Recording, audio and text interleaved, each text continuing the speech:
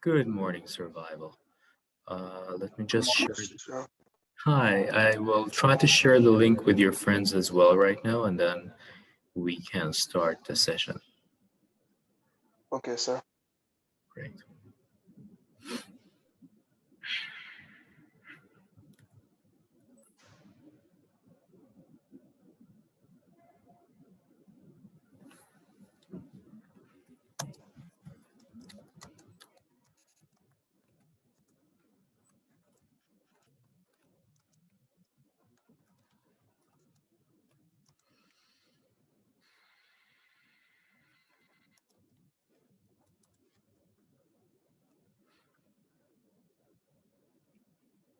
Okay, great. We have 3 people in already.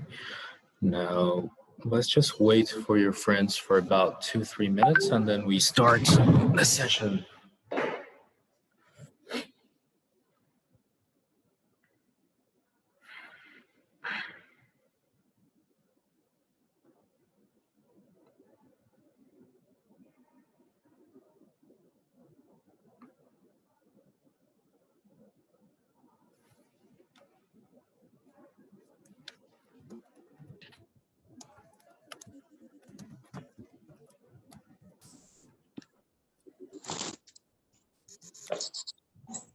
Hello. Good morning, sir. Good morning. Welcome. Recording this session. I went back to recording the session. And let me open the famous whiteboard. Great. So first things first, we start from reviewing the previous chapters before we start working on the new chapter, which is international law.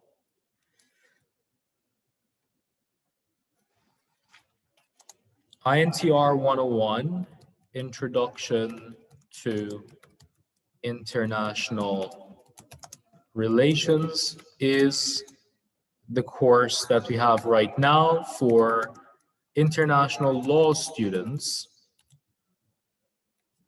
The code is different. INTL 103 is the code for international law students. So just in case you were wondering where you can find the material, the course material, you can find it under INTR 101 under the Faculty of Business and Economics. Now, the first chapter or the first session was about the making of the modern world. Let's briefly go through the chapter one more time, just for those of you who registered late. Before we start this chapter, we have to make a very strong but very truthful statement. The field of international relations is a European field. What do I mean by this? International relations was essentially developed by European scholars, and it was highly influenced by the European culture and by the European history. Now, having said that, when we go back in time in history, Europe has not always been at the center of attention in international politics or in anything for that matter. It has not been the richest, the most developed, or the most scientifically oriented part of the world. For most of its history, it has witnessed and experienced famine, hunger, poverty, and underdevelopment. This was, of course, until the Renaissance in Europe. But we will talk about that a bit later. So let's start with the statement that we made. For most of its history,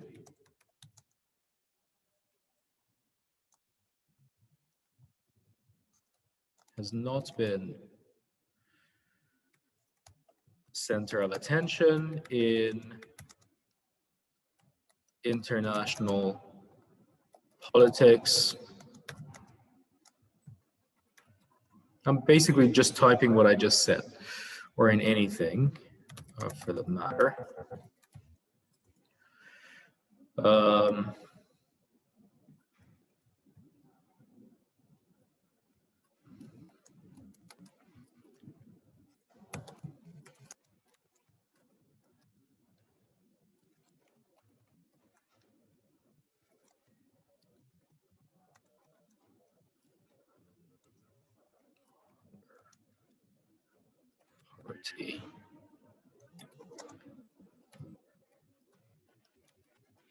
Now, having said all these things, this is quite a strong statement considering the situation in which the European countries find themselves today.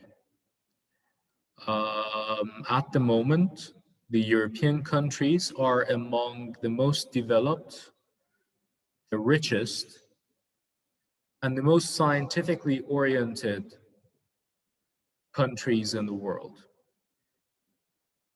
And this is a bit odd considering that Europeans have lived, at least historically speaking, have lived in poverty most of during the course of most of their history.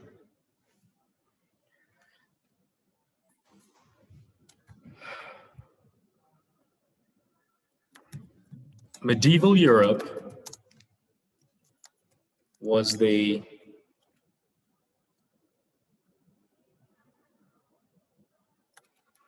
field for cross-cutting authorities. So again, going back to the history of Europe, medieval Europe was the field of cross-cutting authorities. Why did I make this a statement, and why does the book talk about that? It's very simple. All the book is trying to say here is that states have not always existed. So today, when you think of international relations, when you think of international politics, what comes to your mind is the relations between states. You name those states and you consider a territory for each of those states. So, for example, when you talk about the United States of America, in your mind, you have a country in mind with specific borders in North America, in the North Americas, sorry. Or when you talk about China, for example, you talk about a particular country with a particular name, with a particular anthem, with a particular type of government, and a particular population. But that has not always been the case. These countries have not always existed. For most of the history of mankind, people have lived either in city-states, in empires, in all different types of entities. But states, or nation-states as we know them in today's international relations, are a recent creation. They were created, they were established, the way we know them at least, after the Peace of Westphalia. We will talk about that later. But in medieval Europe, we did not really have any of these states. Instead, we had cross-cutting authorities. What do we mean by this? Two major powers existed in medieval Europe. namely the Holy Roman Empire and the Catholic Church. Now, with its base in Rome, of course. Now, when we talk about these two entities that exerted a great deal of power in medieval Europe, we should understand that although they were powerful, their power in comparison to today's states was minimal. It wasn't really that huge. However, they exerted a lot of power on the minor entities in Europe. So we have two major powers, but also many minor entities or powers, including, for example, city-states, including kingdoms, etc., etc., etc. So we are not going to name everything. Basically, we have two major powers and many minor entities who were run mainly by these major powers. The Catholic Church exerted power on European entities due to the fact that,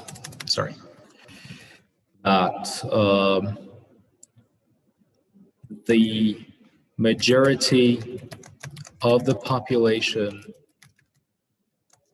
or the majority of the people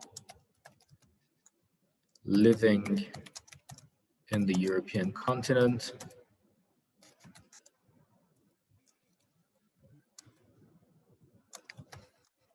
with the exception of the minority of Jews, were Christians. So the power of the Catholic Church was due to the fact that the majority of people in Europe were Christians. The Holy Roman Empire was, in fact, a union of mainly German-speaking sections in Europe,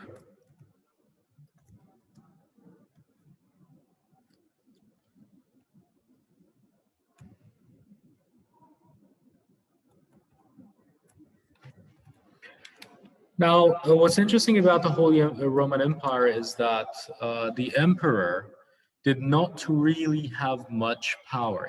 He did or she did have power, but not much power, in the sense that the book uses a very interesting phrase, actually. It says the poverty of the emperors and the kings looks like wealth in comparison with the destitute situation that their subjects were in.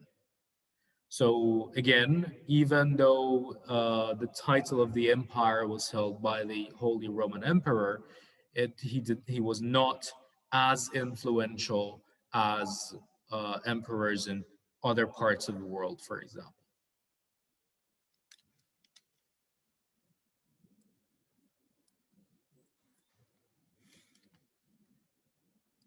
States started shaping within the context, or in the context, of the European continent sometime during the 14th century.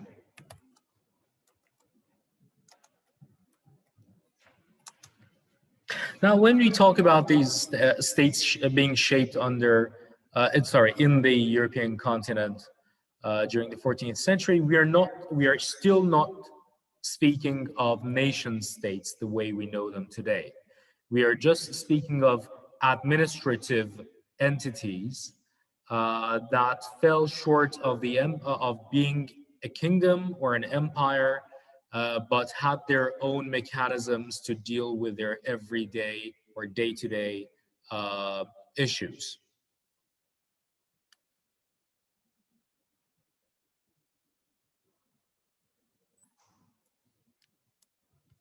Almost during the same time, the church or new sects started appearing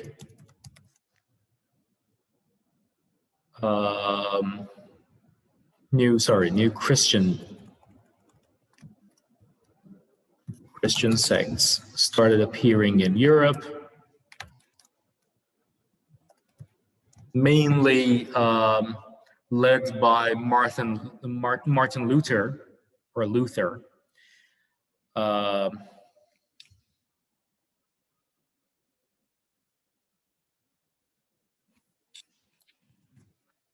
This created tension in the Christian world. Now, states use this tension in their own favor.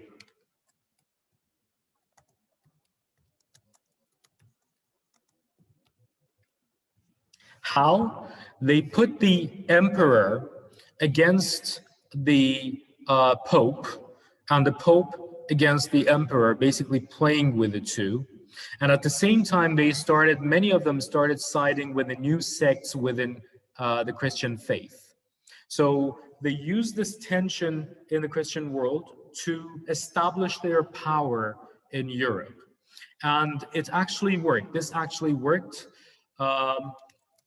Let me just write down what I just said. They put the emperor against the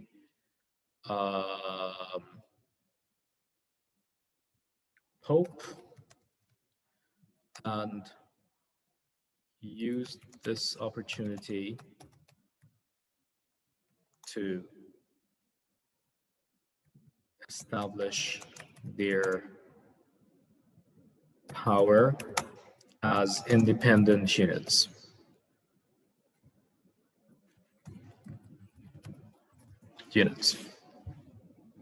Okay.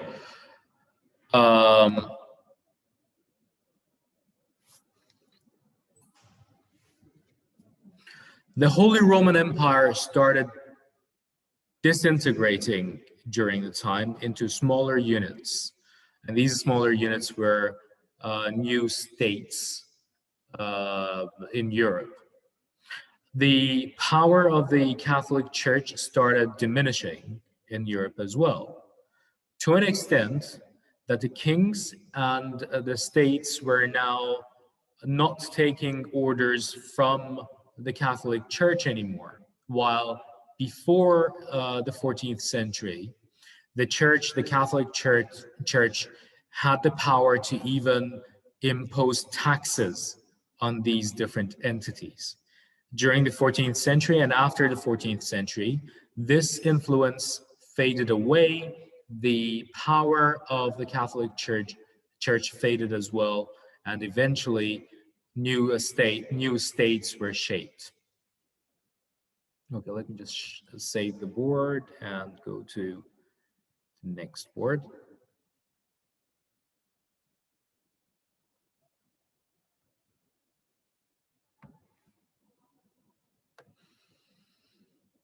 Again, when we talk about states in the 14th century, we are still not speaking of nation states. We are literally talking about administrative entities whose job was to raise funds for their own purposes.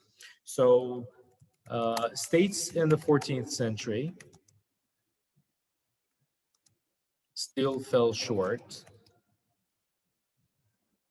of becoming nation states. In reality, in most of these states, people did not have a say. So a monarchy was shaped. The states interacted with each other on the basis of interactions between monarchs. The voice of the people was usually not heard. So the people did not really have a say in their everyday issues. Instead, the monarch and people around him ruled the country.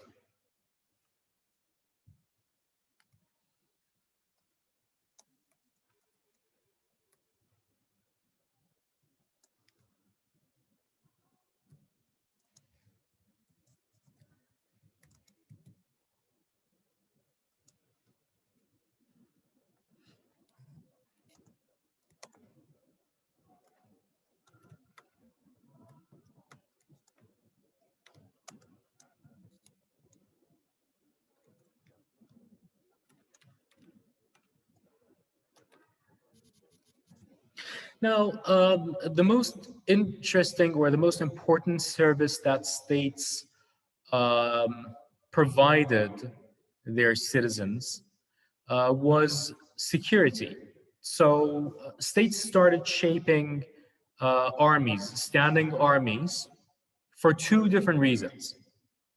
One reason was to suppress any kind of revolution or uh, uprising by the peasants in the country, or in the states, sorry. And the second reason was to defend themselves, not necessarily defend the people, but defend themselves, and supposedly also to defend the people against foreign intervention.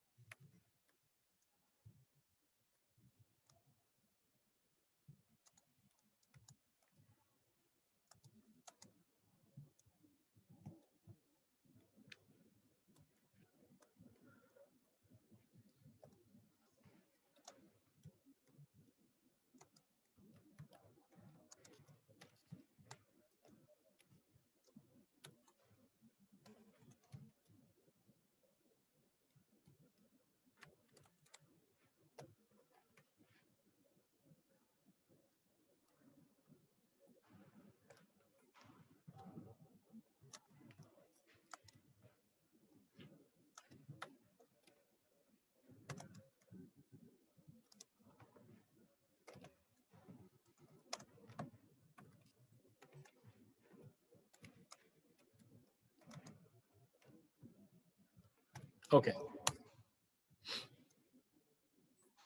So this is basically the situation that states were in until the 14th century.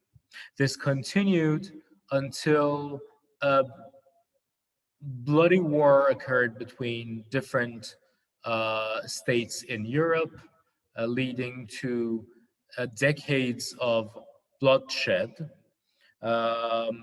These decades are known as the 30-year wars. And at the end of the 30 Years' Wars, a peace treaty was signed by the warring parties in Europe.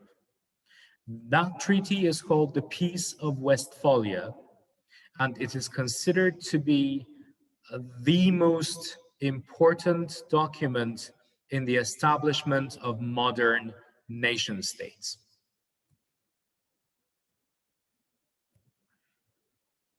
The states in Europe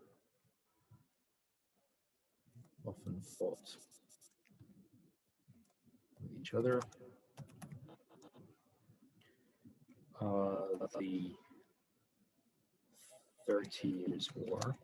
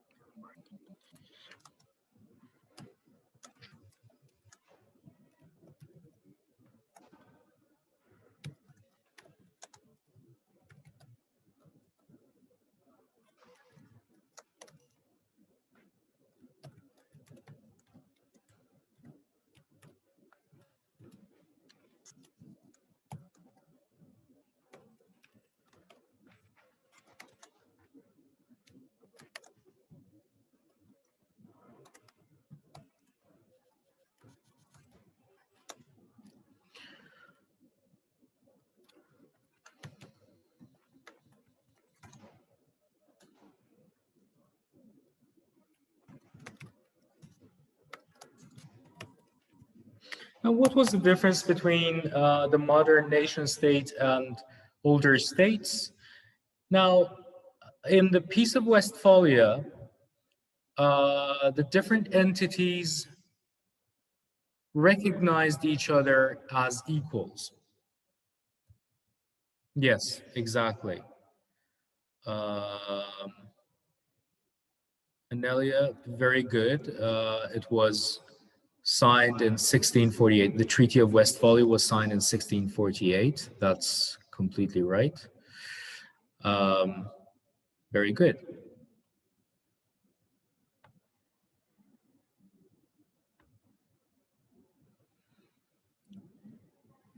Now, the difference between Westphalian states or nation states and other states in the world was this. In the Treaty or Peace of Westphalia,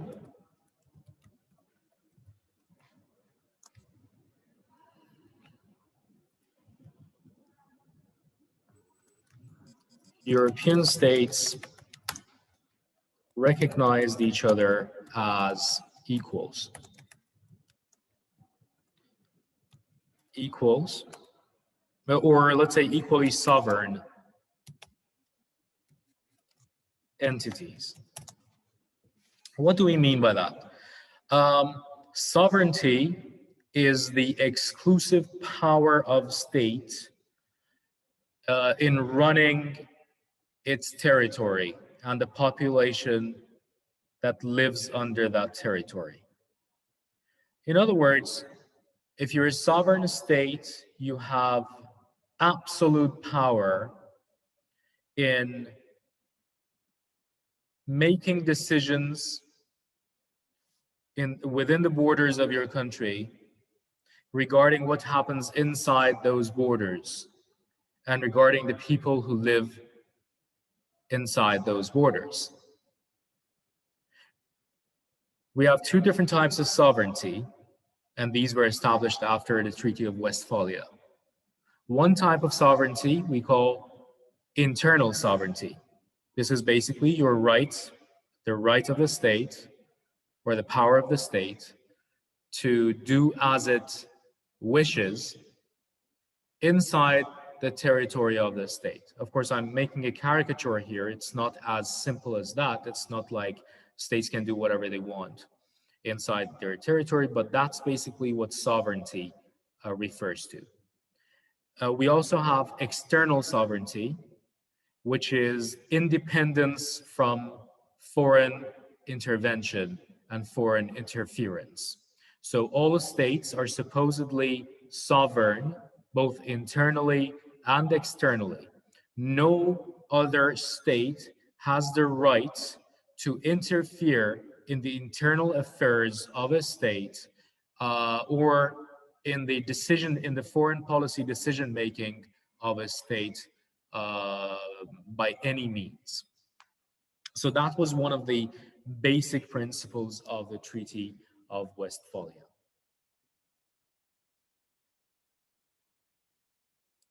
So this is one of the differences between the Westphalian states and older states, older European states. I forgot to talk about one very important aspect of European states before the Peace of Westphalia. European states started, after the Peace of Westphalia. European states started developing themselves really rapidly after the Industrial Revolution. But even before that, they started developing their capabilities and establishing their control over the world. Now, what happened? What was different? What were they doing differently that led to the difference made in the quality of life in Europe? Basically, the European states started developing themselves after they established trade routes with Asian countries, especially with Eastern Asian countries.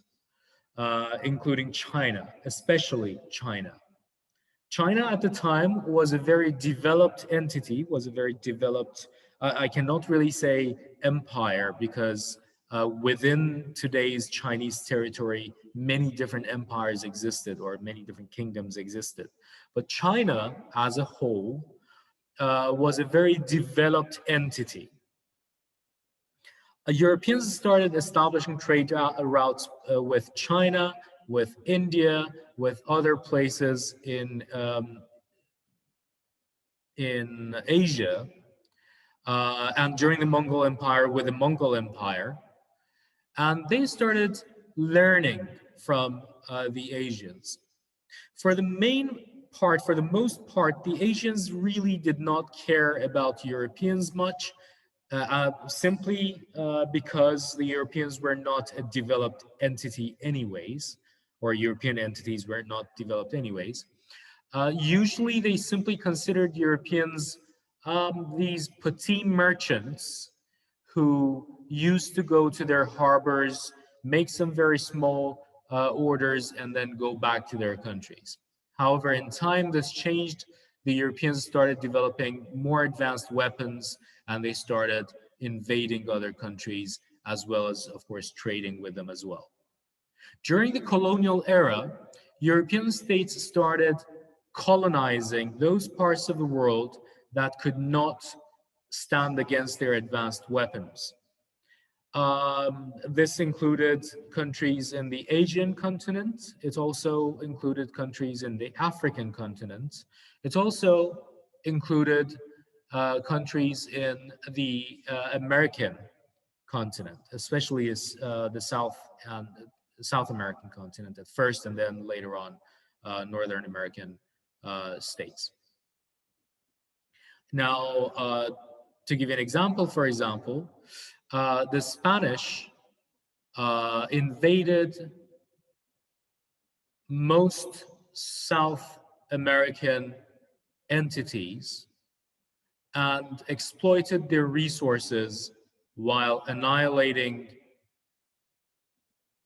the civilizations that already existed in South America. They did the same thing in Africa. They did the same thing in Asia, especially Eastern and Southern Asia. You probably have heard of the name the East Indian Company, which was a Dutch company who had gained monopoly over trade with India. A very rich, exploitative company that exploited the resources of the Indian subcontinent and used that wealth to develop its European counterparts.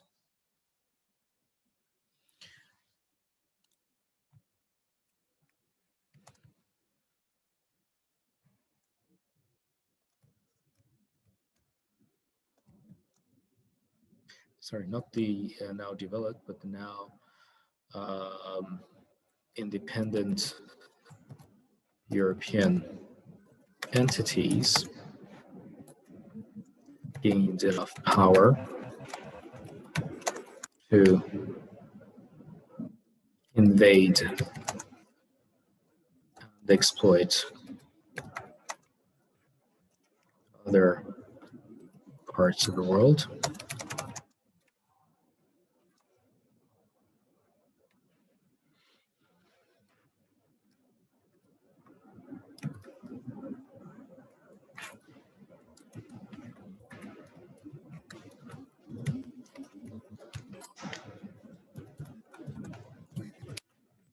Mainly due to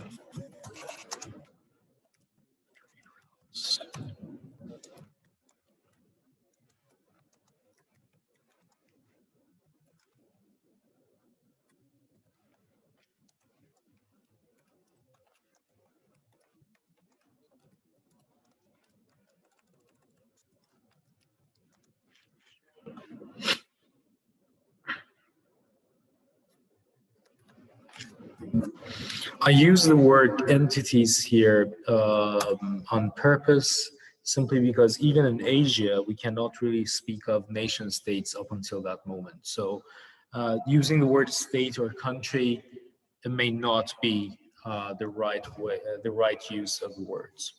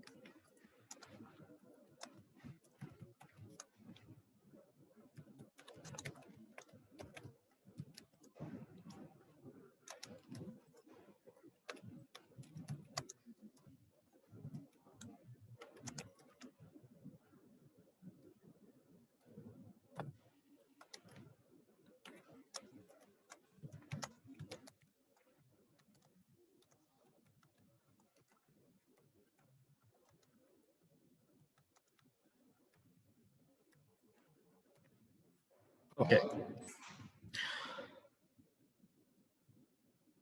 The Industrial Revolution somehow accelerated the development of European countries in the sense that Europeans could now produce products more efficiently and at a much lower cost than in most other parts of the world.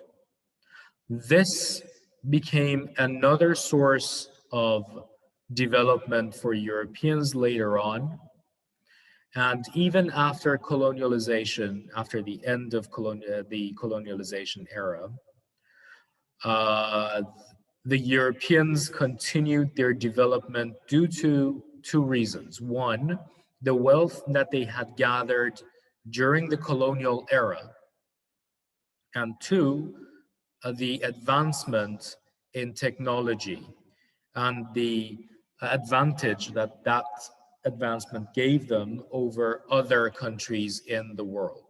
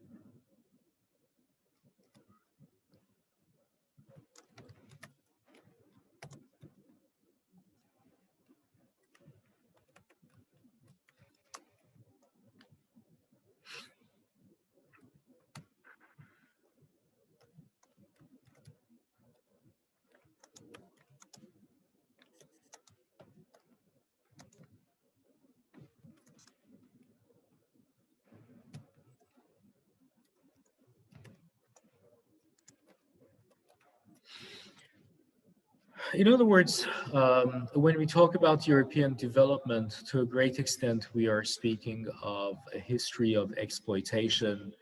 But then again, at least in the modern era, that history of exploitation has given uh, its place to a history of development due to a very strong orientation towards scientific discovery and scientific advantage that Europeans have over Europeans and Americans, meaning the Western Hemisphere, countries in the Western Hemisphere have in the world over other countries in the world. Okay. Let me just see how much of it I've already spoken of. Okay, very good. So let's talk about the establishment of diplomatic relations between states first, and then we will talk about other aspects of interstate relations. Any questions so far?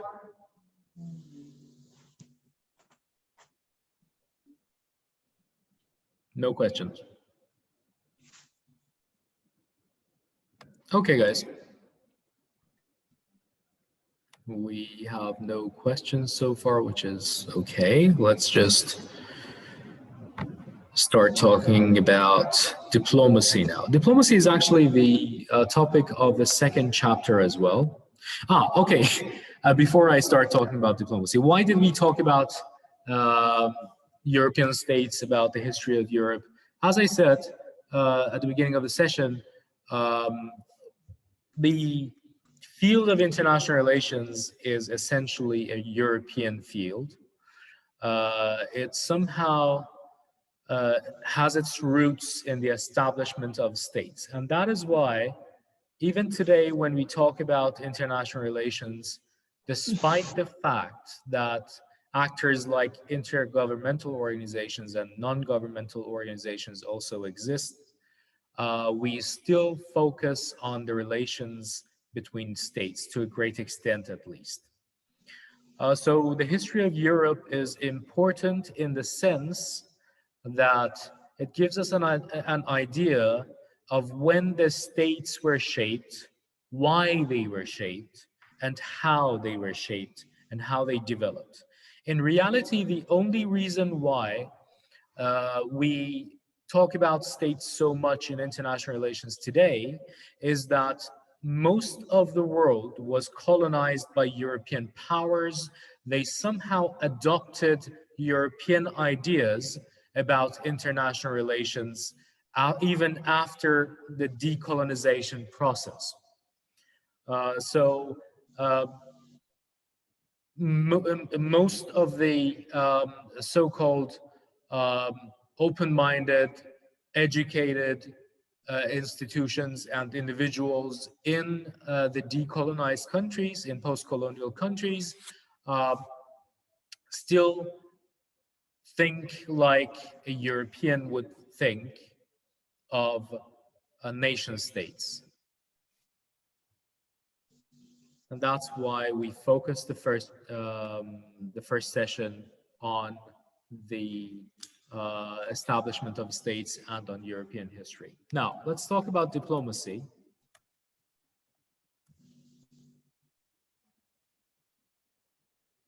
What we talked about so far is to a great extent relevant in our discussion of diplomacy, because diplomacy is usually defined as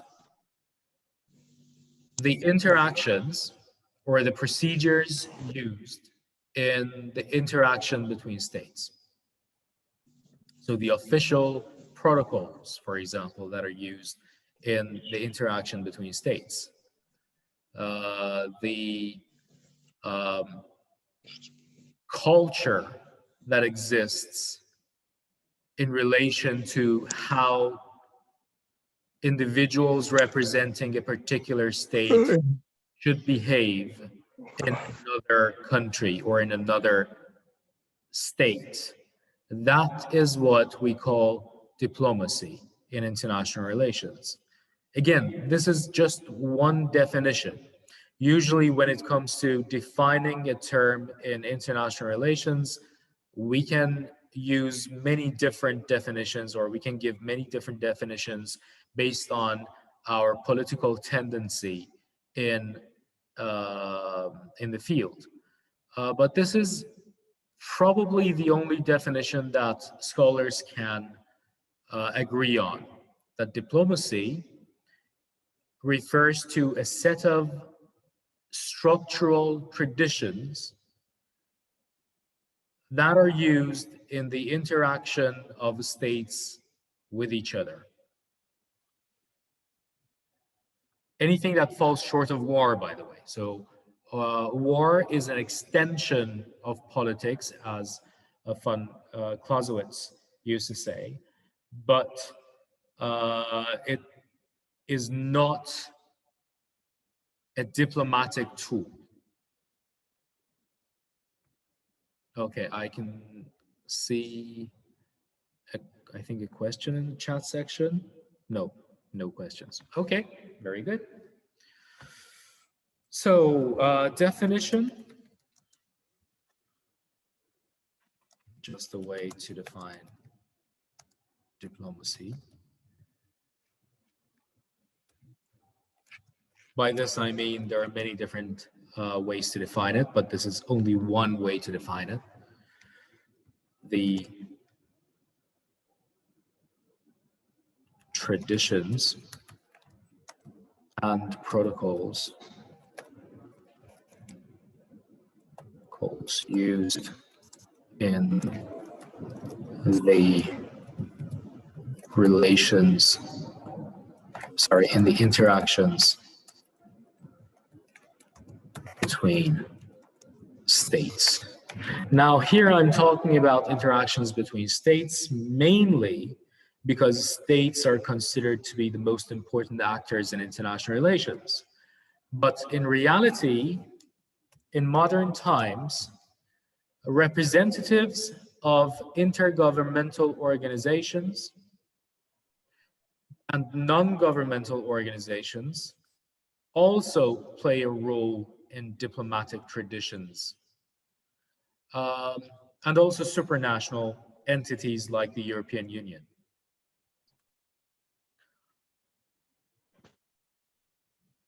Modern world.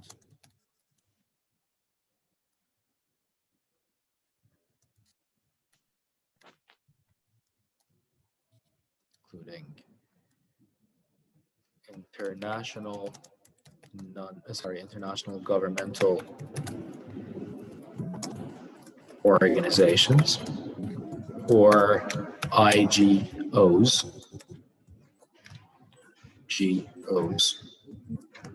and international non-governmental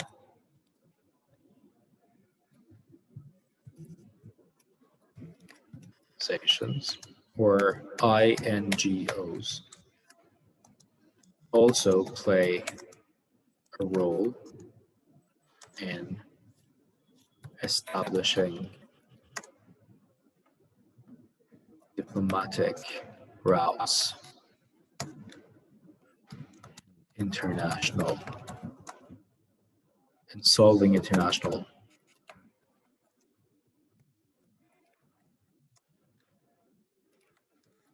issues. Okay. The book talks about different instances when diplomacy was used as a way to avoid war and as a way to resolve disputes between hostile nations. Two examples have been given by the book. We will at least review one of them. The first example is the example of regulating nuclear weapons.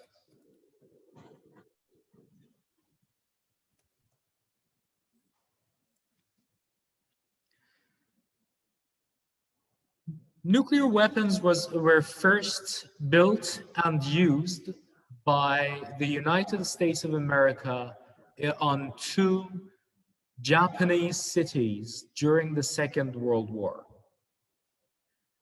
namely on Nagasaki and Hiroshima. The effects of nuclear weapons were so drastic and so awful in terms of human death that states decided to restrict its use in wars. Now, consider the fact that the United States of America, even though it was the first to develop nuclear weapons, it was not the only state to develop nuclear weapons. Right after the US, the Soviet Union also developed nuclear weapons. And then other countries followed, including France, Britain, China, and other countries, including, for example, most recently, India and Pakistan, and countries like Israel, of course, who have not officially confirmed having nuclear weapons, but unofficially, almost all countries in the world have confirmed that Israel is in possession of nuclear warheads. Now, due to the immense effects that nuclear weapons had on Nagasaki and Hiroshima, leading to the death of millions of people, unlike traditional weapons that would kill a number of people just around the point of impact. The impact of nuclear weapons could extend for miles and miles away from the point of impact, leading to the death of millions of people. That is why the states of the world decided to regulate nuclear weapons. At first, they decided to eliminate nuclear weapons. It proved to be impossible due to the security dilemma that was shaped in the relations between the Western Bloc and the Eastern Bloc, two ideologically different blocs in the world, the capitalist bloc in the West, or liberal bloc in the West, and the communist bloc in the East. Eliminating, exterminating nuclear weapons proved impossible. So regulation of nuclear weapons was the only option that was left. The countries of the world got together, signed a treaty called the Non-Proliferation Treaty.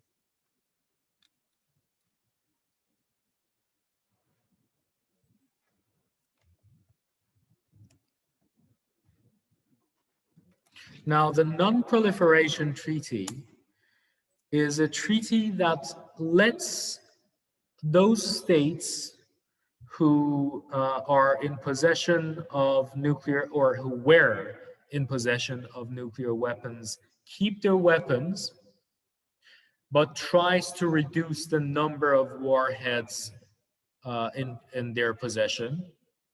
And at the same time, allows those states who do not have access to nuclear weapons to use nuclear power as a source of energy, peaceful energy. So the peaceful use of nuclear capabilities has not been has not been forbidden, but the development of nuclear weapons has. Jonathan has mentioned two very interesting points here. So the Manhattan Project built the first nuclear weapon. Thank you, Jonathan. And also that the Non-Proliferation Treaty was to stop or limit the spread of nuclear weapons, which is what we were talking about as well. Thank you very much, Jonathan, for that. Anneli and Jonathan, I have to thank you for your contribution.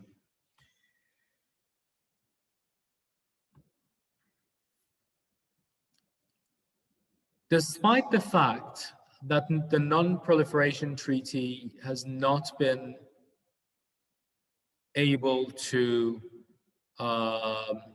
stop countries from developing nuclear weapons, it has been very successful in limiting the number of countries who have access to nuclear weapons.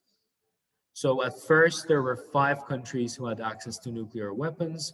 Right now, there are about 10 states who have access to nuclear weapons. And that falls short of the projected number of states who were capable of developing nuclear weapons. In the last couple of decades, there have been talks of perhaps Iran trying to develop nuclear weapons, although Iran has always rejected that claim. However, that also was put under control after the 5+1 common framework for agreement between Iran and 5+1, meaning the 5 great powers plus Russia.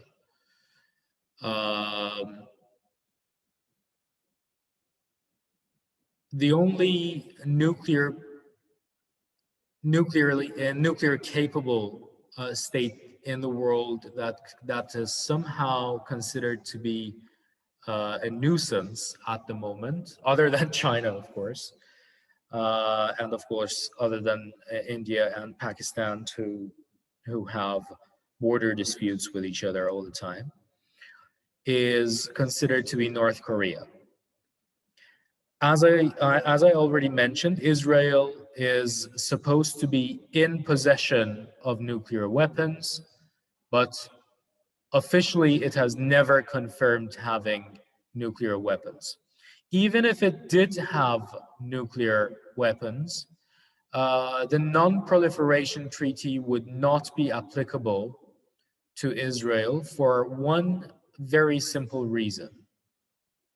And that is the fact that Israel is not a signatory state to the Non-Proliferation Treaty, unlike Iran, for example. Iran is a signatory to the Non-Proliferation Treaty, and that is why they could put Iran under an immense pressure to let go of its ambitions to develop nuclear weapons. But when it comes to Israel, Israel has never signed or ratified the Non-Proliferation Treaty. So it would be really hard for any institution or any state to impose the articles on Israel.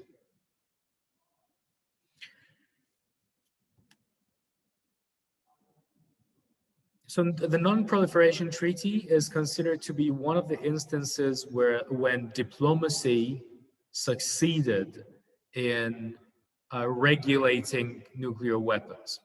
Now, why did this happen, and why did states decide to sign such an agreement or to ratify such an agreement, such a treaty?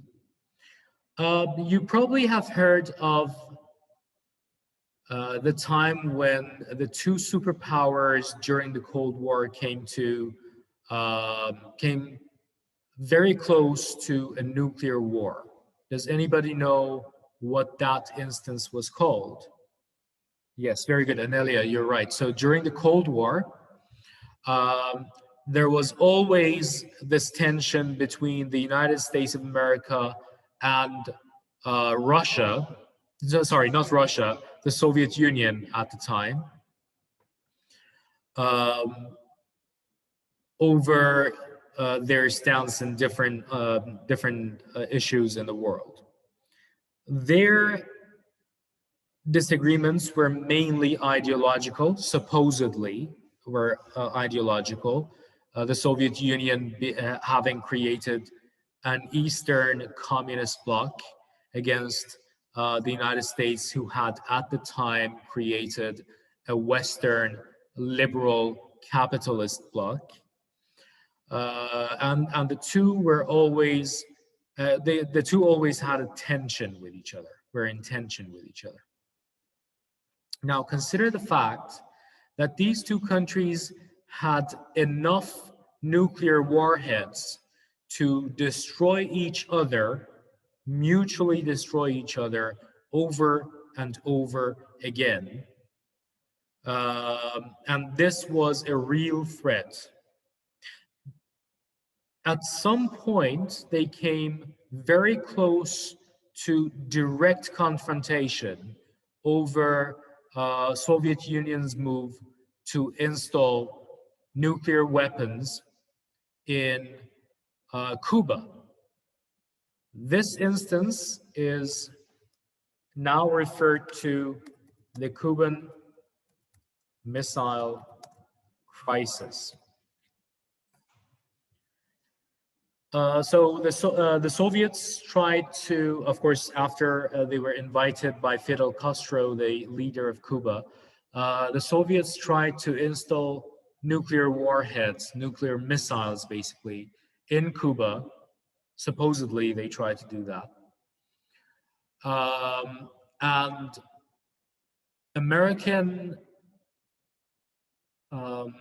espionage airplanes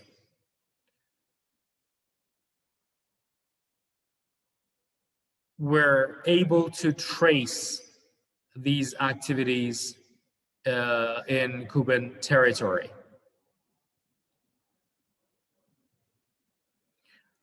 At the time, the President of the United States was John F. Kennedy.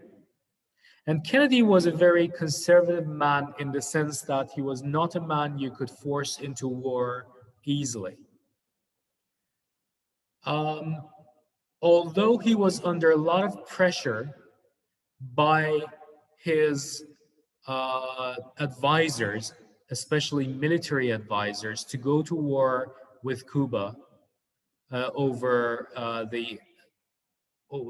their ambition to install nuclear weapons in their territory, he refrained from doing such a thing. He put an embargo on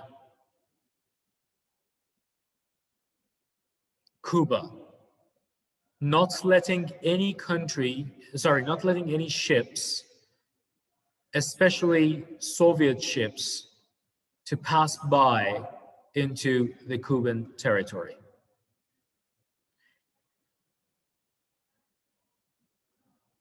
John F. Kennedy started communicating with Soviet Union leaders at the time, and although on the other side of the Atlantic, Nikita Khrushchev was also under a lot of pressure not to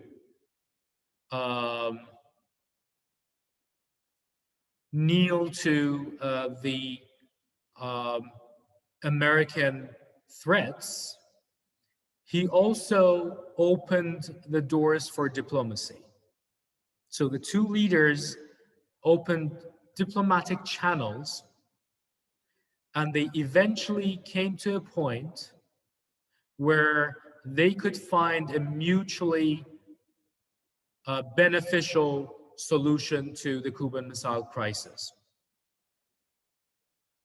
On the one hand, the Americans promised to withdraw their nuclear warheads from Turkey and Italy, close to the Soviet territory. And on the other hand, Khrushchev also ordered the Soviets not to install the warheads in Cuba.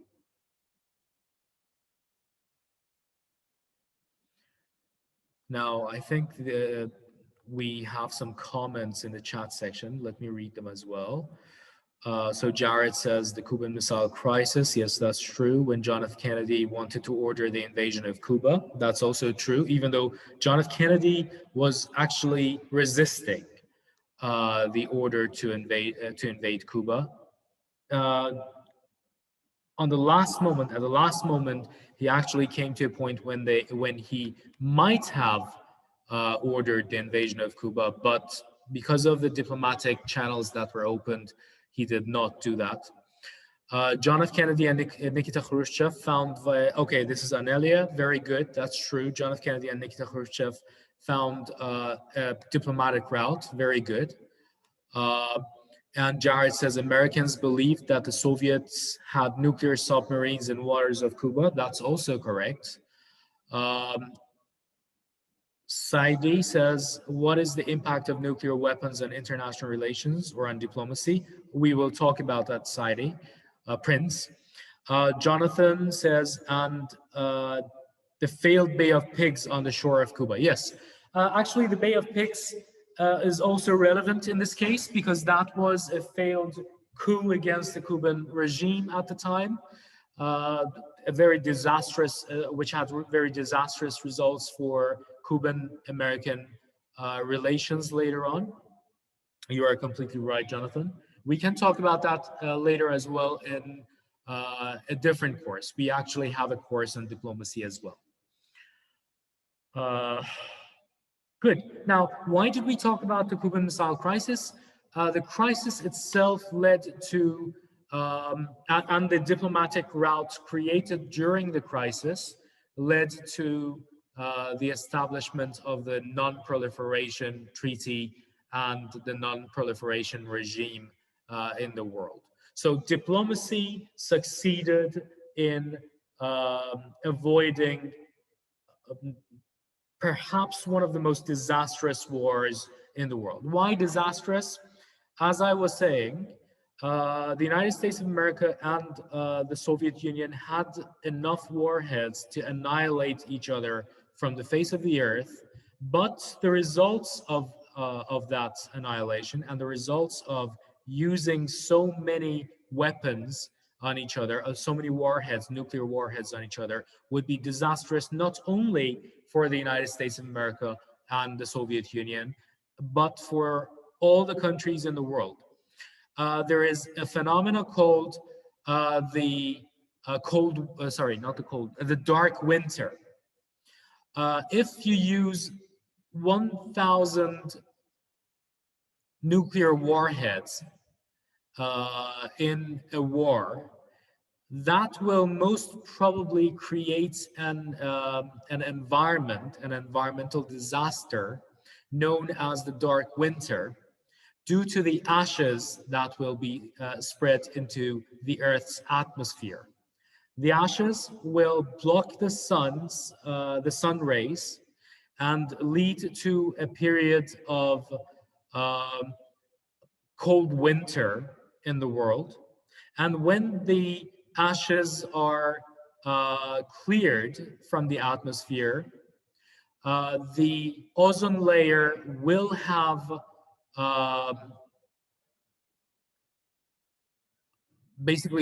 been eliminated from parts of the atmosphere of the Earth, leading to what do they call it? The ultraviolet rays getting to the surface of the Earth, leading to the death of animals and plants on the surface of the Earth.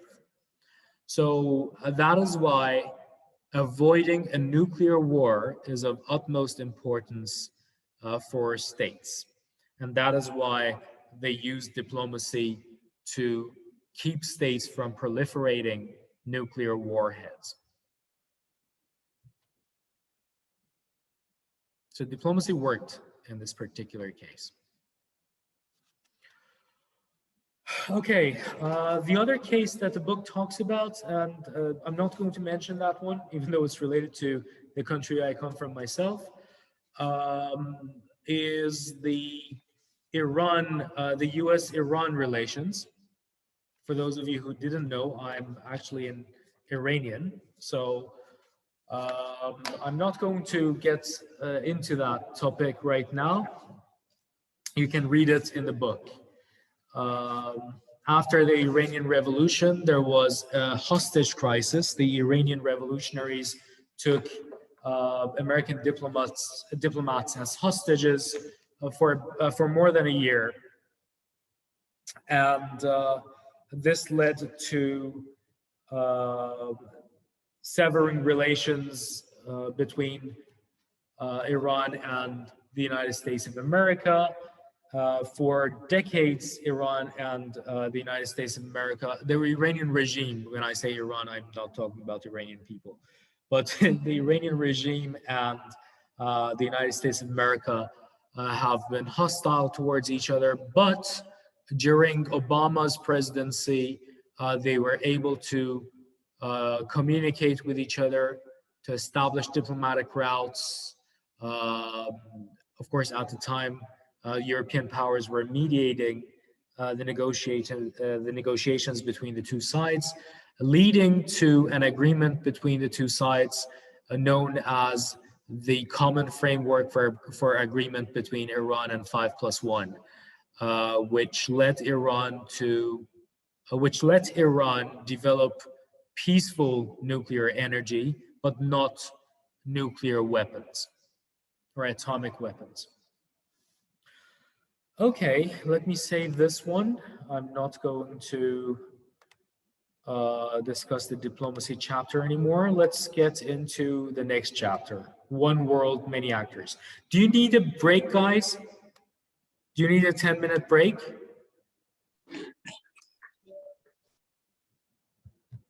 Nope. Everybody is okay with me continuing? Okay, let me continue then. One World, Many Actors is the title of your next chapter.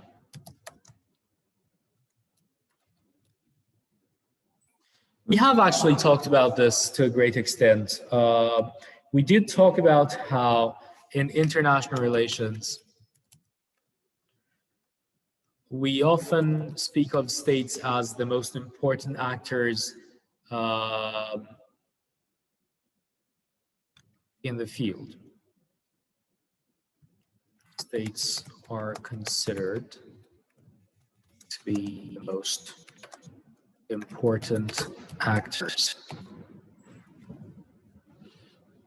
Let me add an often here. They are often considered to be the most important actors. However, in the last couple of decades, other actors have also shown a tendency to affect international relations.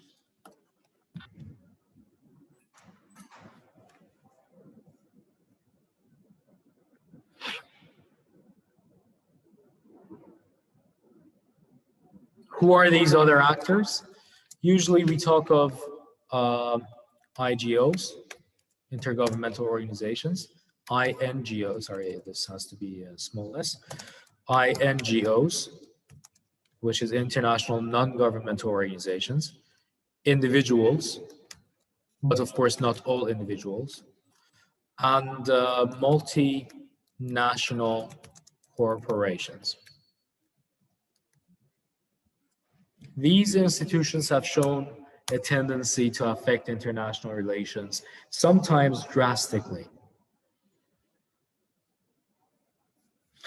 But before I get into that, I want to talk about a concept that is related to what I just said, but it's not necessarily just related to these different elements. And that is the concept of levels of analysis. When we analyze international relations, we usually use three different levels of analysis to analyze different issues. The first level of analysis is what we call the individual level.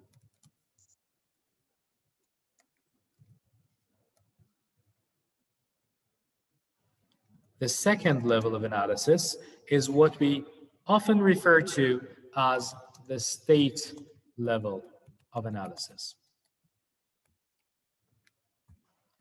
And the third level of analysis is the systems or the systemic level of analysis.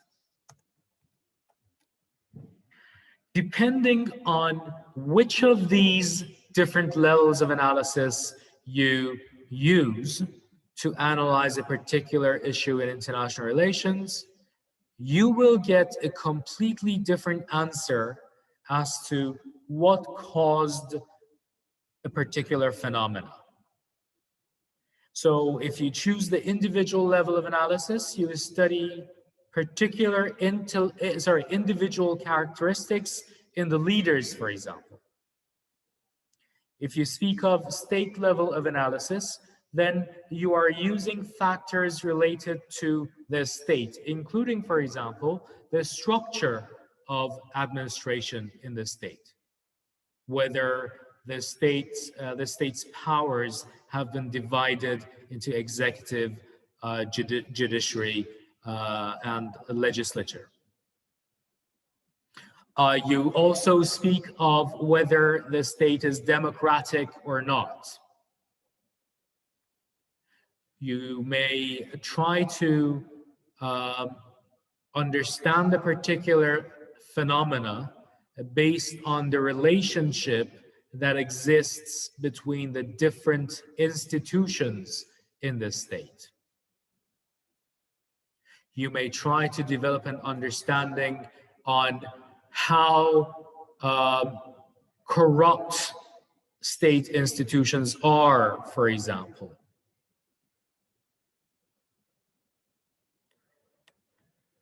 So all these different factors can be taken into account for us to analyze a particular issue at the state level. Now, let's talk about the systemic level of analysis. You probably remember that during the first couple of sessions, we talked about states interacting with each other under anarchy. Now, the way an international relations scholar or an international relations analyst defines anarchy is different from a layman who would talk about anarchy. In layman's terms, anarchy is about chaos. That is not what we mean by anarchy. What we mean by anarchy is that there is no world government in the world. And because there is no world government in the world, states have to take care of themselves. There is no other entity to take care of them. And because they have to take care of themselves, they can do it in either of the two ways. They either increase their power in comparison with their enemies or with other states in the system, or they ally themselves with a more powerful entity that can protect them. It is the same logic that we have in our everyday life, right? If you're not strong enough, one thing you try to do is trying to get closer to people who are stronger than yourself and who can protect you from harm. A child does that, for example, right? Whenever you try to hurt a child, they run back to their parents because they know that the parent will take care of them. The same logic applies to international relations. Now, anarchy created these different effects. Anarchy created an environment in which you have to take care of yourself. Now, to take care of yourself, you had to increase your power or ally yourself with other more powerful states.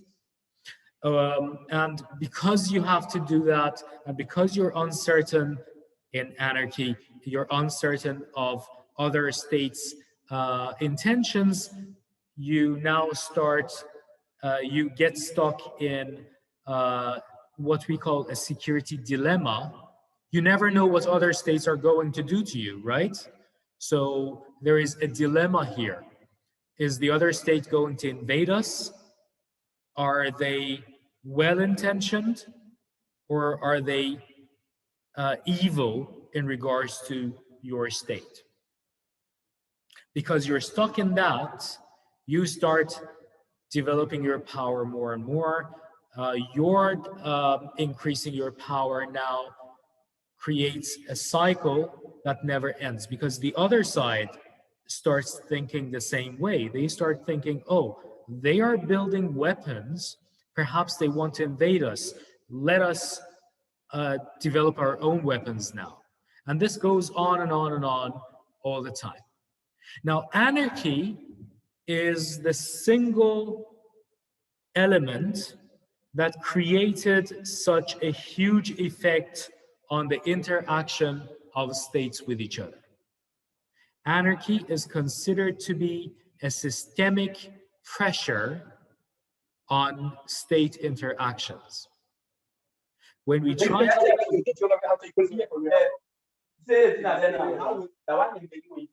okay, I guess one of you muted himself. I'm going to mute you. It's fine. So when we talk about the systemic level of analysis, we are to a great extent referring to anarchy as a pressure on state behavior that leads states to act in a certain way. If you analyze a particular phenomena based on the systemic level, you analyze it based on these systemic pressures. Of course, anarchy is only one of, but albeit one of the most important elements here. Great. Now, why did we talk about that?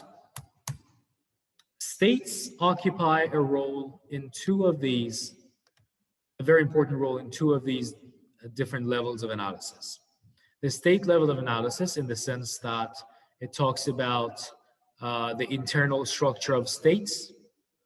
The systemic level of analysis, in the sense that it talks about how states interact with each other under anarchy. States are the most important actors in international relations, as we already said, but not the only actors. In international relations, in recent times, IGOs, INGOs, and individuals have also found their way in international relations and the decision-making mechanisms. Okay, let me go to the chat section, and because I think we have a couple of different comments here. Oh, wow. Thank you very much, Samuel and Anelia. Thank you very much for your beautiful words.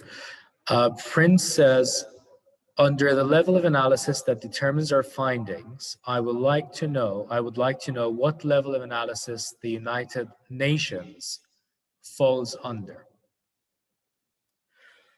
The United Nations is an international governmental organization or intergovernmental organization. It does not necessarily eliminate the anarchic conditions under which states interact with each other, but it creates a structured system of diplomacy for states to interact with each other. You could say that the United Nations is a moderating factor at the systemic level of analysis, but it is only a moderating factor at the systemic level. We cannot really speak of the United Nations as the defining factor at this level. Mind you, when we speak of the individual level of analysis, we are not just talking about individual politicians. We could indeed talk about organizations like the United Nations under the individual level of analysis as well, in the sense that we speak of them as if we are speaking of an individual and its effects on international relations. But due to the fact that structurally speaking, the United Nations is a very complex structure, we usually study institutions like the United Nations under the systemic level of analysis as a modifying or moderating force at the systemic level of analysis. Prince, is that clear? I mean, did that answer your question? Yes, yes. Thank you so much. You are most welcome. Great. Now, let me go to the next chapter. I'm not going to spend much time on the many actors section because it is a very long section, but it does not really address the different actors much. It does talk about the different levels of analysis, which is good. It does talk about different actors, but it's too lengthy for what it is discussing. Now I'm going to save this and we can go to the next whiteboard.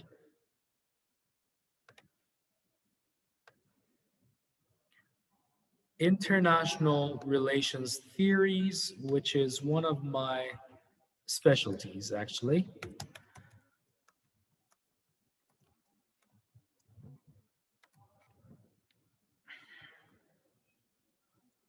Okay.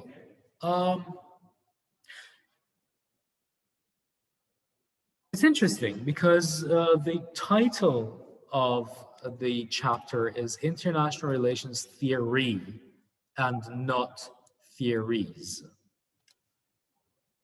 I don't know why they chose this title, but it doesn't matter much, but it is false in the sense that even when we are categorizing international relations, the very diverse set of international relations theories, when we are categorizing them into different categories, we cannot really speak of them as a theory that belongs to that particular category. You will realize what I'm talking about while I'm explaining, so do not worry if you did not understand what I meant.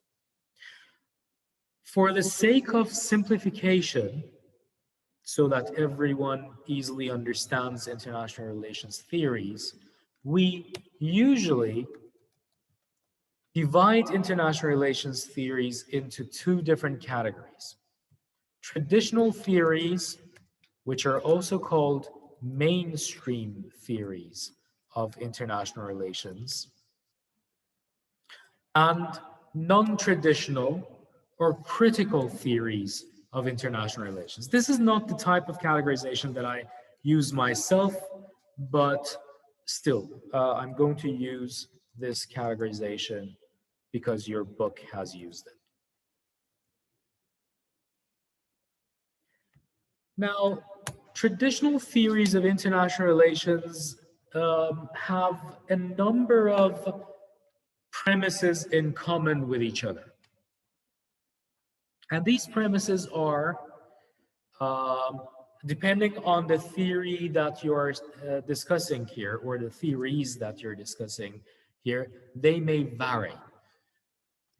Let me just categorize two of the theories, realism and liberalism, under this category. You could put constructivism here as well, but I'm not going to do it right now.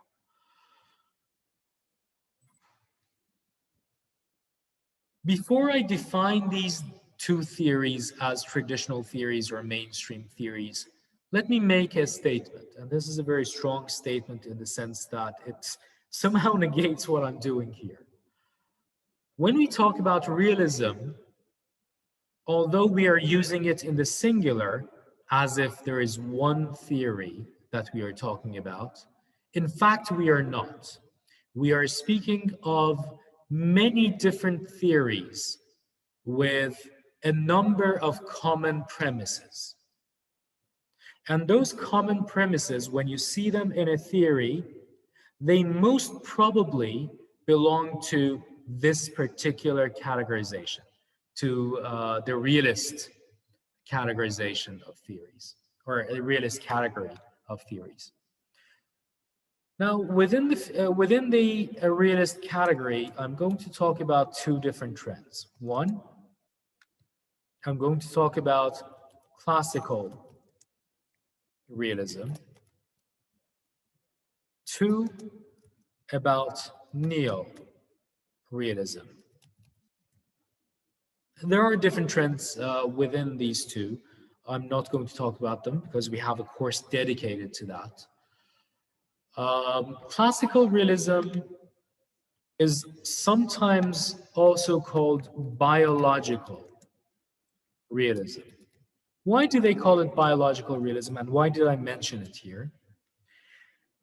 Classical realists believe that human beings, or let's say states, sometimes engage in wars because their leaders, or human beings in general, are sometimes malign in nature. So classical realists believe that our tendency to engage in wars is due to some biological feature in human beings.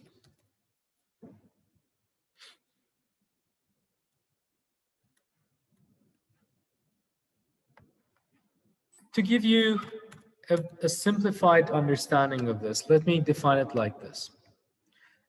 The world have limited resources. These are the premises of our theory. The world has limited resources. Human beings consider themselves equal with each other.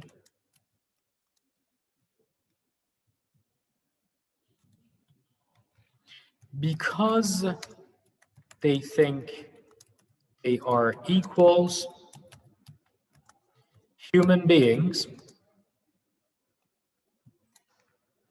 want to use the limited resources equally,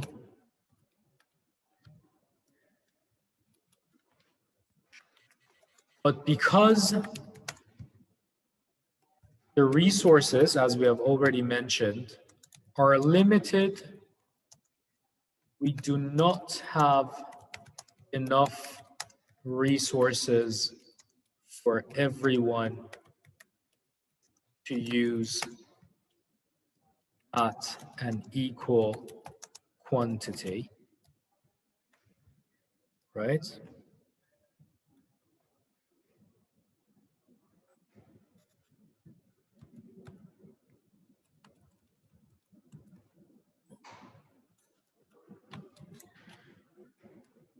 Because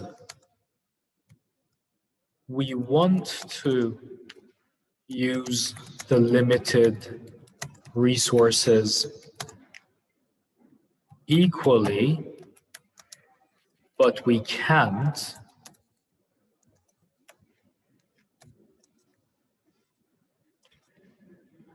our selfish nature, this is very important in classical realism, by the way, because they believe that human beings are selfish, naturally selfish, leads us to fight over the limited resources. So if you combine these different premises, you come to this point. that we fight with each other, that wars erupt because we are selfish in nature. We want to use resources equally, the limited resources equally. We can't do it, but because we want to do it as selfish creatures, we fight over it, right? That's basically classical realism, guys. Now, some of you may have heard of this guy, Niccolo Machiavelli. Sorry, I think it's actually like this. Niccolo Machiavelli. I'm not sure if I'm spelling the name correctly, but it doesn't matter anyways because it's an Italian name, not an English name, right? That's my excuse for misspelling it. Yes, very good, Jonathan. Jonathan says yes, and he wrote the book The Prince. Exactly. So in The Prince, which is a set of advices given to the prince in the city where Niccolo Machiavelli lived, he says, this is a quotation. I may not be able to, because I'm saying this out of memory, so it may not be completely accurate, but he says something like this. He says, in all politics, you should assume that human beings are malign in nature and that they will give vent to their darkest desires when the opportunity offers. So this is the mentality behind classical realism as well. In other words, human beings are malign in nature, and that they give vent to the malignity that is inherent in their nature or to their darkest desires when the opportunity offers. Jonathan has commented that he also talks about social contract. That is true to a great extent. And this concept was later on developed further by other scholars as well. So he talked about it, but not as deeply as many other scholars in the field of philosophy, especially, and in politics. Great. So realism, we talked about classical realism. Hope this is clear for you guys. Now, I'm going to talk about neorealism. But before that, I have to erase the board because, again, I have to write the premises of neorealism as well. So let's go to the next whiteboard. And here we are talking about neorealism.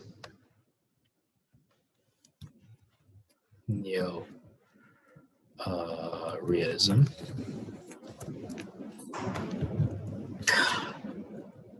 Neorealism includes a very large number of theories. So it's really hard to define it exactly, but all the theories that have been categorized under neorealism have the same common premises. So I'm going to write that, common premises. What are these common premises? One, states are the most important actors in international relations. By the way, this we call state centrism.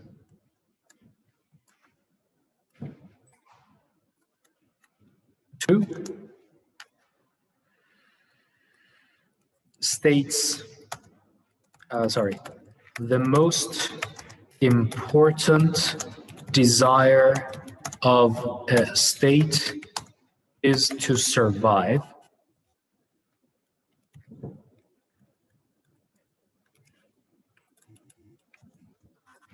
This is called survival in IR terminology.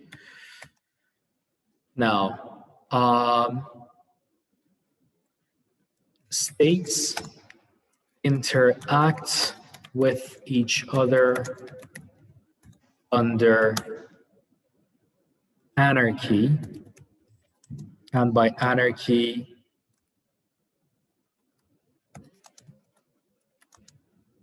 we simply mean that no world government exists to control the behavior of states.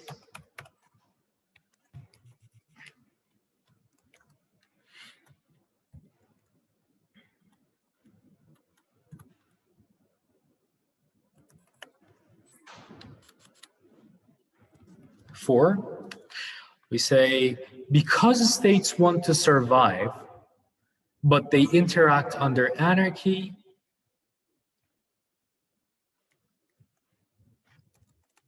as there is no world government to protect states from harm, meaning invasion and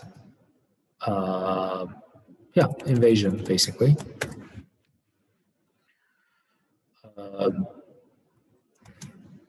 States have to develop enough capabilities to keep their existence, or to keep existing, right? We call this self-help. Now, self-help is usually through increasing your military and economic power. Now, I add to these four core principles, I add another principle. States are never sure of each other's intentions. And this leads to a never-ending security dilemma.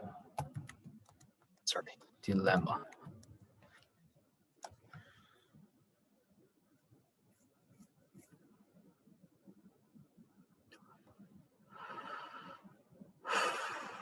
Okay.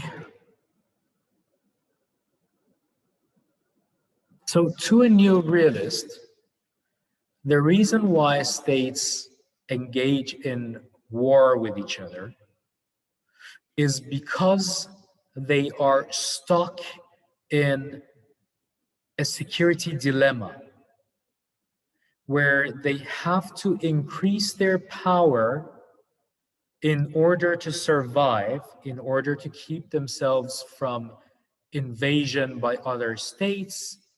But then again, because other states are also stuck in a security dilemma and they don't know about your intentions, they also see what you do as an offensive act, and they start increasing their power because they feel threatened by your act of increasing your capabilities, especially your military capabilities.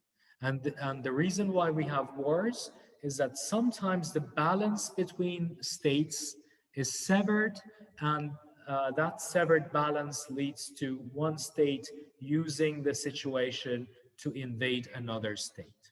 Or even when the balance is not severed, one state starts feeling threatened by another state, And because of that feeling, it decides to invade, or it decides to preempt an attack on its territory, or to start a preemptive attack on the territory of another state. Is it clear, guys? Any questions? Yeah. Okay, very good. Thank you very much, guys. Yes, excellent. So here's neorealism. We talked about neorealism as well. Now, when it comes to liberalism, again, this is one of the theories that we discussed under traditional theories or mainstream theories of international relations. Just like realism, we have two different trends here. Classical liberalism and neoliberalism. Within the context of neoliberalism, I'm actually going to talk mainly of a trend of neoliberalism called institutionalism. But let's talk about classical liberalism first. Just like the other theories, classical liberalism refers to a number of theories that have the same premises. The first premise is that unlike the gloomy situation depicted by realists, human beings are well-intentioned by nature and desire peace over war.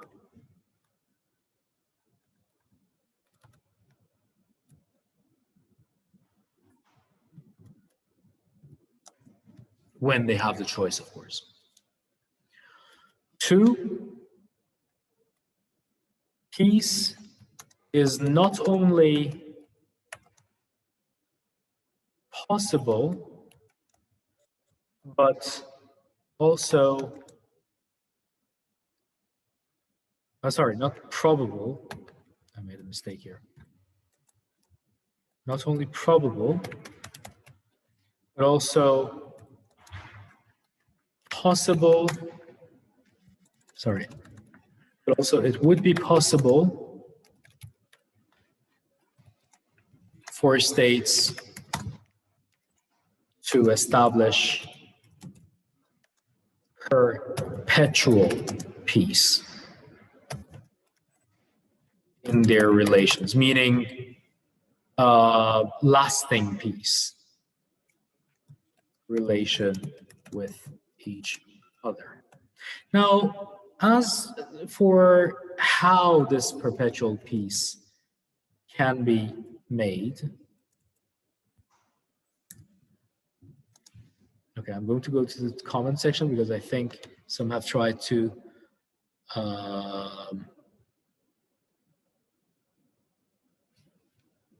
answer this. No, actually, that's a question. Very good, Deborah. Okay, before I continue here, let me finish this and we will go to the comments and read them because they are important comments, actually. So, peace is not only probable, but also it would be possible for states to establish perpetual peace in their relation with each other. Now, how do we establish perpetual peace between nations? Any ideas, guys? Well, we had a question again, I think. By doing what? We are the questions again. The question you're asking, repeat it and we can try to respond. Yes, of course. I said, how do you think classical liberals or classic liberals suggest we can have perpetual peace? How can we make perpetual peace in the world?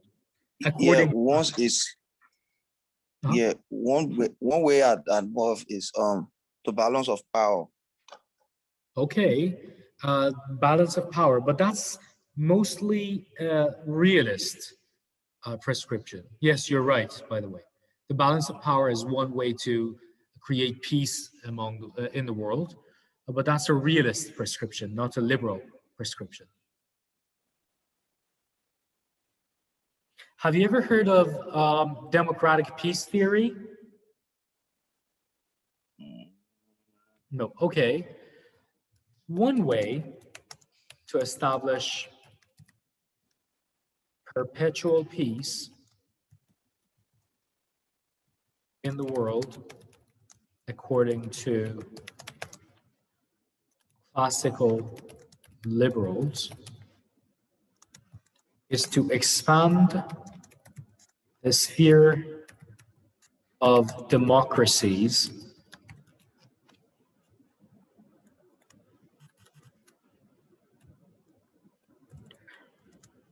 they believe that democracies rarely go to war with each other, if ever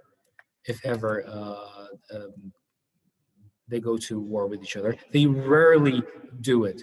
Now, this is often referred to as the democratic peace theory. Now, if I were to explain this as simply as possible, I would say democratic peace theory is a theory that suggests that democracies never go to war with each other, although they still have a very healthy appetite to go to war with non-democracies. So, democracies never go to war with each other,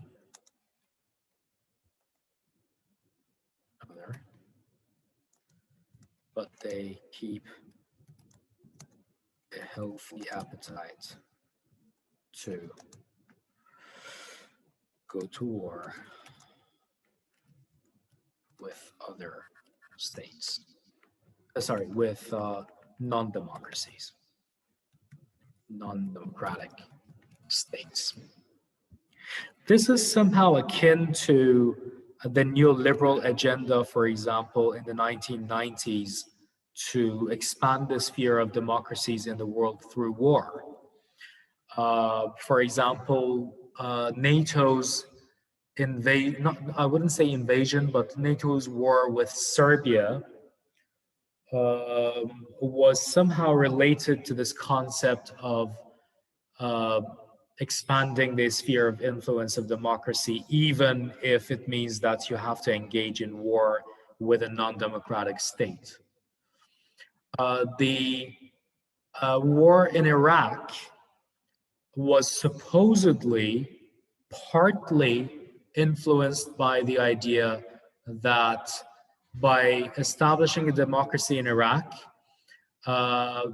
Iraq would become a more responsible actor in international relations. So this is one way to establish perpetual peace in the world. And the idea was mainly influenced by Immanuel Kant and many other philosophers at the time. It was tested by political scientists. Well, when I say tested, they took the data, they tried to find the trends, and they realized that, in fact, democracies, meaning liberal democracies, don't go to war with each other, or at least have not gone to war with each other up until this moment. Although, I know that sometimes this question is raised by students that, but how about when a supposedly democratic state goes to war with another state? Like countries that have a democratically elected government, or at least supposedly democratically elected government goes to war with another democratic state.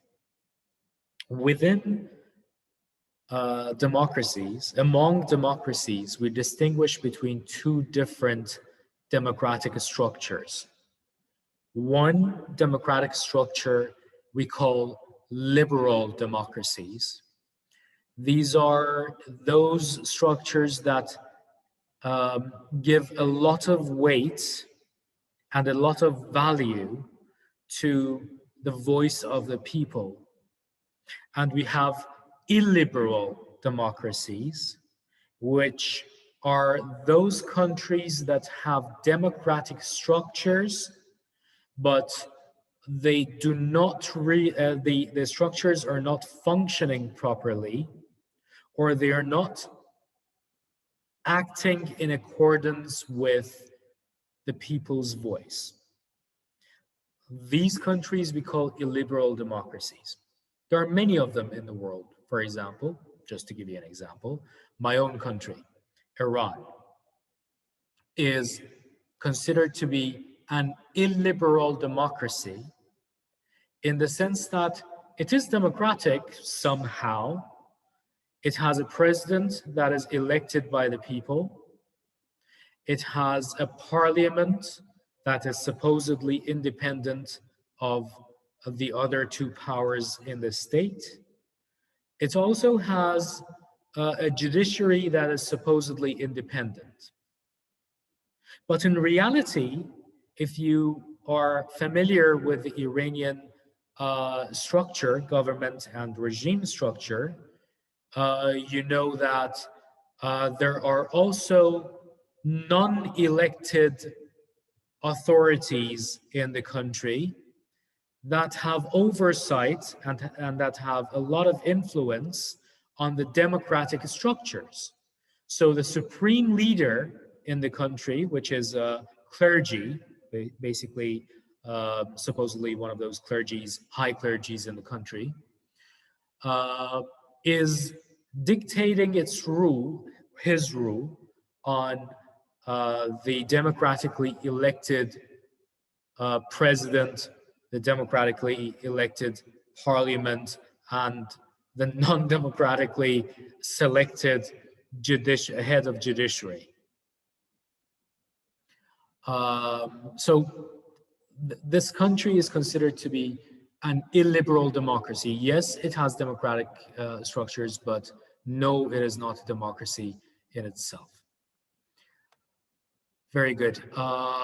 Great. Now I'm going to read the comments of our friends. Deborah says, Niccolo Machiavelli was an Italian diplomat, philosopher, and writer. He has been called the father of modern political philosophy and political science. You are completely right. Thank you very much for your addition, Deborah. That was a very good addition, actually. Prince says, under the international relations theory, why critical international relations theory is very important to the growth of international relations and international politics. We will discuss this, Prince. In reality, critical international relations theory is not really very prominent in political circles, and we will discuss why that is the case later on. Jared Howard says, please tell us the key differences between realism and liberalism. Yes, we will discuss them as well, Jared. And Jonathan says, democracy by itself is a key component of liberalism. That is true, completely true. Or structural realism. That is completely right, Jonathan. And that is why when we talk about illiberal democracies, we are trying to distinguish them from the type of liberalism that is known to the majority of people. Great. So to give an answer to the key differences between realism and liberalism, I have still not really defined neoliberalism here, so I cannot do that right now, but I will right after I have defined neoliberalism as well. Let me save this, and then we can go to the next whiteboard. You guys still have energy to continue? Or you want to break? Okay, You see? We want to take a break. Who wants a break? We're not getting any chair again, yo. Almost 12 already. So let's just continue the class in. So you want to continue? No, at least 5 minutes Oh, we gotta break. go for a break. Already better. Okay, let's give Five, it No, 10 minutes break. 10 minutes for the time to Sonny guy to 10 sort minutes. of all taking Okay, break so right you now. can easily go have it. No, your coffee. we need to refresh our mind, so we won't go for break. Okay, no Yeah, problem. I choose. I go for a break. Okay, guys. For the class almost coming to an end, almost 12 o'clock. They will It's get just- in the class one time. It's Okay. just In the class and go We'll give you a break until 12, and then we will have a short session after 12, okay? So until 12, you have a break. At 12, I'm going to have a very short session. After that, I'm going to let you go after the short session. Please look at the comments I will look at the comments as well. Sure. before you end the class. Okay, let's see the comments. Deborah says, Jonathan says, okay, Deborah says, bilateral trade is a powerful influence for peace, especially, yes, that's true. And we will talk about that, definitely. When free trade is involved, it reduces the incidence of war. Very good, Deborah. That is completely right. And we will discuss that under creating networks of interdependence. Amelia says realism claims that all states pursue their own interests, while liberalism claims that states can cooperate with a friend, as I understand. That is completely right, Amelia. That is the right understanding of liberalism. Very good. Excellent. And Jonathan says realism talks about material power. Very good. So your definition somehow refers to soft power versus hard power and how these are different from each other. Excellent. We'll discuss them as well. So I'm going to give you 15 minutes of break, and then we will get back to class and discuss them. Okay? Okay. Excellent.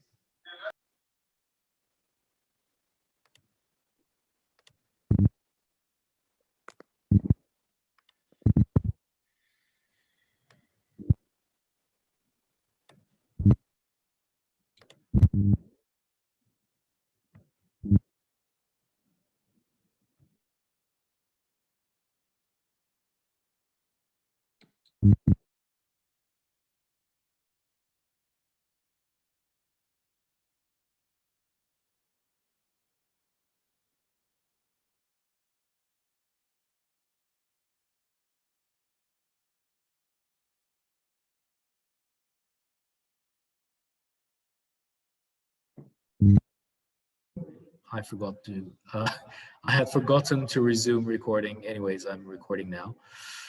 I'm going to save this.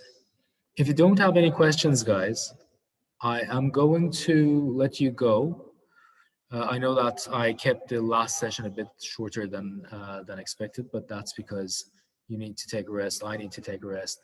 But before you go, I need to speak with you about your INTL 101 course, which is Introduction to Law. Let me stop sharing, and that's